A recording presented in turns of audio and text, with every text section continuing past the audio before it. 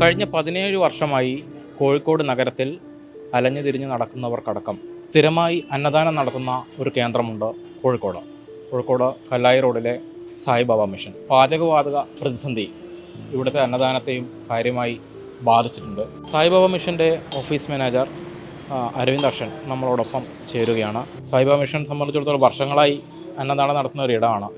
അപ്പോൾ എങ്ങനെയാണ് നിലവിലെ ഗ്യാസ് പ്രതിസന്ധി ഇവിടെ ബാധിച്ചിരിക്കുന്നത്? വളരെയധികം ബാധിച്ചിട്ടുണ്ട്. കഴിഞ്ഞ 2 ദിവസമായിട്ട് തീരെ ഗ്യാസ് കിട്ടിയിട്ടില്ല. ഉള്ളത് തീരുകയും ചെയ്തു. പിന്നെ പുതുതായിട്ട് നമ്മളിപ്പം വിറകിലേക്ക് കയറിയിട്ടുണ്ട്. വിറക് ഉപയോഗിക്കുമ്പോൾ ചുറ്റുവട്ടം കുറച്ച് ബുദ്ധിമുട്ടുകൾ ഉണ്ടാവുന്നുണ്ട്. അത് അന്നദാനത്തിന് വളരെ കാര്യമായിട്ട് ബാധിച്ചിട്ടുണ്ട്. എങ്ങനെയായിരുന്നു ഇവിടുത്തെ ഫുഡ് വിതരണമൊക്കെ? എങ്ങനെയാണ് ഫുഡ് വിതരണം? ഉച്ചയ്ക്ക് 12:40 തുടങ്ങും. 40% വരുന്നത് പുറമേ ഉള്ളവർ തന്നെയാണ്. ഈ തെരുവിൽ അലഞ്ഞടക്കുന്ന ആൾക്കാർ തന്നെയാണ് വരുന്നത്. ബാക്കി മുഴുവനും ഡിവോട്ടീസും ചുറ്റുവട്ടുള്ളവരുണ്ടാവും.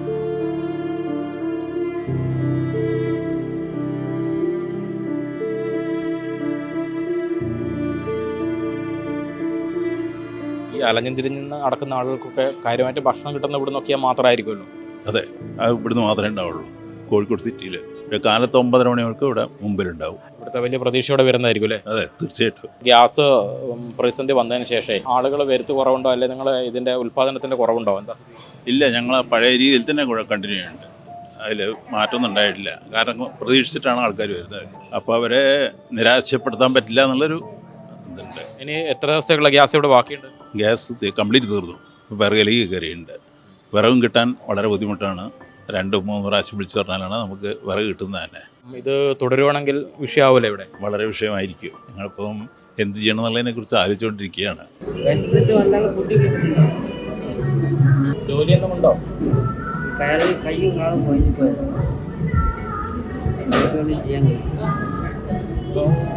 വർഷങ്ങളായി അവിടെ വരുന്നത്. ഞാനിവിടെ 2 വർഷമായി ചെരുപ്പ് നോക്കാൻ തുടങ്ങിയിട്ട്. ഭക്ഷണം കഴിക്കാൻ തുടങ്ങിയിട്ട് 5 വർഷമായി. കൽസഭാനം തെരുവിൽ കൂടി ജീവിക്കുന്നവരാണ്. നാടും വീടുമൊന്നും ഇല്ലാത്തവർ ചെരുപ്പോ മറ്റേ കുപ്പിയോ പാട്ടയൊക്കെ പെറുക്കി ജീവിക്കുന്നവരാണ്. രാവിലത്തെ ഭക്ഷണമാണല്ലോ മനുഷ്യന് വേണ്ടത്. വൈകിട്ട് കിടന്ന് 10 മണിക്ക് കിടന്ന് തുടങ്ങിയാൽ പിന്നെ 15 മണിക്കൂർ കഴിഞ്ഞാണ് രാവിലെ ഭക്ഷണം കഴിക്കുന്നത്. ആ 15 മണിക്കൂറിനുള്ളിൽ രാവിലെ ഭക്ഷണം കഴിക്കാനില്ലെങ്കിൽ പിന്നെ ഉച്ചയ്ക്ക് കഴിക്കുക എന്നുള്ളതാണ്. ഉച്ചയ്ക്ക് കൂടെ കിട്ടിയില്ല അവൻ ചത്തുപോകും. അത് ഗ്യാസിൻ്റെ പ്രശ്നം കൊണ്ട് നിർത്തി. സാമ്പത്തികമായിട്ടോ അതോ ഇല്ലാഞ്ഞിട്ടൊന്നുമല്ല, ഗ്യാസാണ് വിഷയം.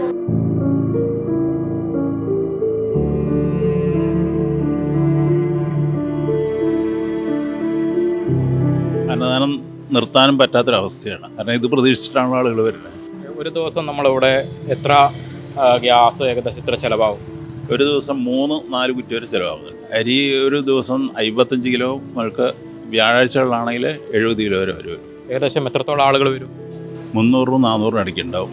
വ്യാഴാഴ്ചകളിൽ കൂടിയിരിക്കും. വ്യാഴാഴ്ചകളിൽ മാത്രമായിരുന്നു പ്രഭാത ഭക്ഷണം ഉണ്ടായിരുന്നത്. അതിപ്പോൾ നിർത്തിവെച്ചു ഈ വ്യാഴാഴ്ചകൾക്ക്. കാരണം ഉണ്ടാക്കാനുള്ള ഗ്യാസും കാര്യങ്ങളും ഇല്ലാത്തതുകൊണ്ട് വലിയൊരു ബുദ്ധിമുട്ടായിട്ടുണ്ടായിരുന്നു. അതുകൊണ്ട് അത് നിർത്തിവെച്ചു.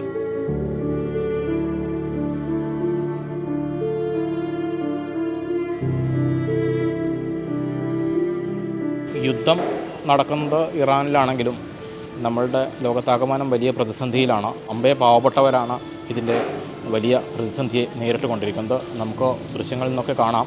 ഒരുപാട് ആളുകൾ നേരത്തെ തന്നെ വന്ന് ഇവിടെ ഭക്ഷണം പ്രതീക്ഷിച്ച് വന്നിട്ടുണ്ട്. അവരെ മടക്കാൻ പറ്റാത്ത ഒരു സാഹചര്യം കൂടിയാണ്. അതുകൊണ്ട് വരും ദിവസങ്ങളിൽ കാര്യങ്ങളൊക്കെ എത്രയും പെട്ടെന്ന് ശരിയാവും എന്ന് തന്നെയാണ് ഇവിടെയുള്ള ആളുകളും വിചാരിക്കുന്നത്. ക്യാമറമാൻ ഷഹീറിനൊപ്പം KP നിജീഷ് കുമാർ, മാതൃഭൂമി.com.